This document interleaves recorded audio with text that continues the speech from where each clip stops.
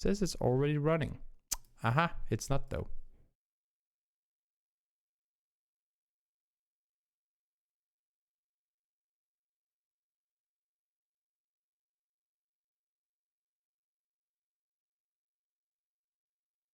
There we go. Start.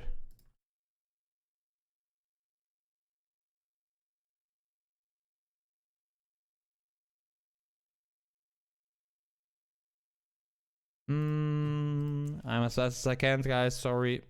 Loading. Please, please, please, please, please, please, please. We have to log in.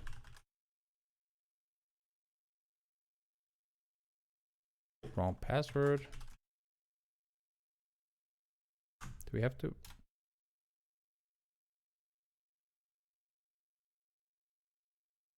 Capital letters. Okay. Come on, come on, come on. Oh, whew. Please. Ooh, I was scared for a second there. I think we can reconnect, guys. I think we're in. I think we're in. Let's hope and pray that this is working. I'm sorry. It's my first time doing observing on esports client, so yes, we're in. Circle went a little further west actually than what I thought it would. Okay, okay. So that's a little bit of a change. Here comes Team Phantom, pushing around the side, deep.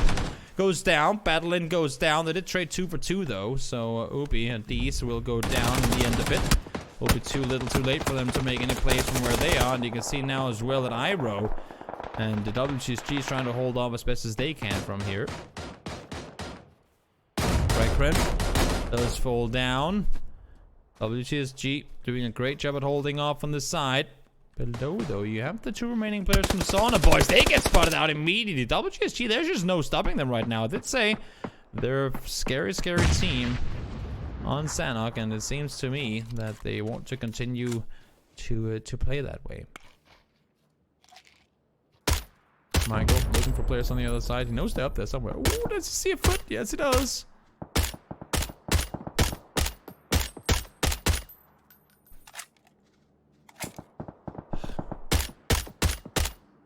Shooting at from afar, down towards them. James chilling, just waiting for these footballist players to push closer. K-Mine is already inside the circle, so it really is the right thing to do here. You gotta wait, you gotta let them come forward.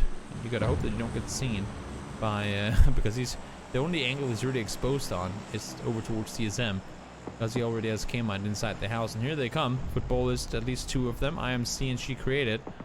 Pushing around this side. We do lose the last X-Base player, so they're going to be eliminated in 7th. Teams hurt them. He's going to get the info across as well. K-Mine finds one. She Created, spotted out. Goes down to James. Now there's one more above, and James finds a double.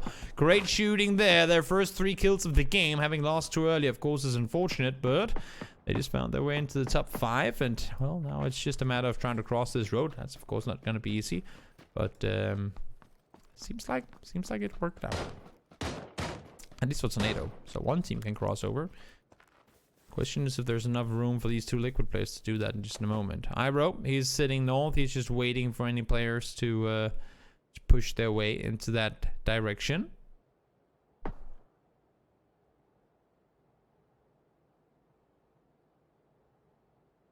Let's see, let's see, let's see. Sauna Boys, they're pushing forward. Iro's just waiting.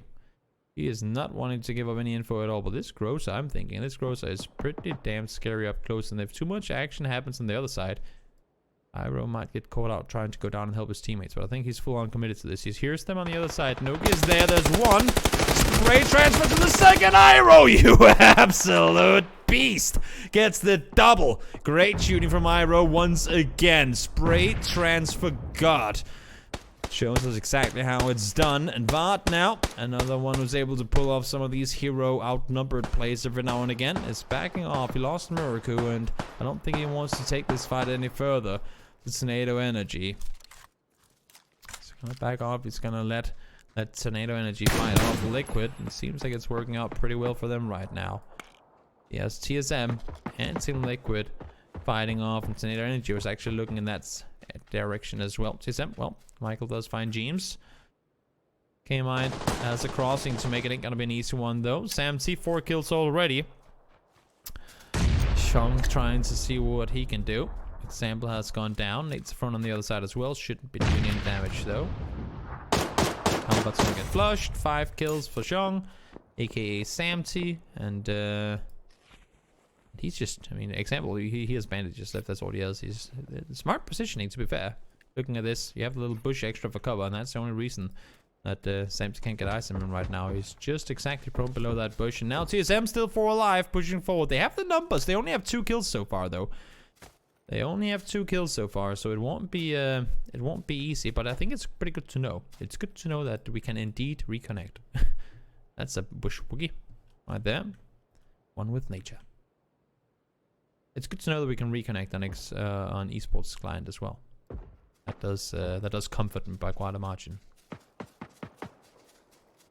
Still looking around. Example, prone down, Kmite prone down, and then we have two almost full teams on the other side. TSM, they just got gifted a circle. Let's see how well they will be able to use it. Example, he's proned out. He's ready and waiting. He's gonna hear all of this team push forward. Finds one. Actually able to double transfer. That was insane. Example, great damage done. But look at this. Here comes K-Mind over the side. And that's WTSG down. The Snakes got the better of them. And in spirit of Indiana Jones.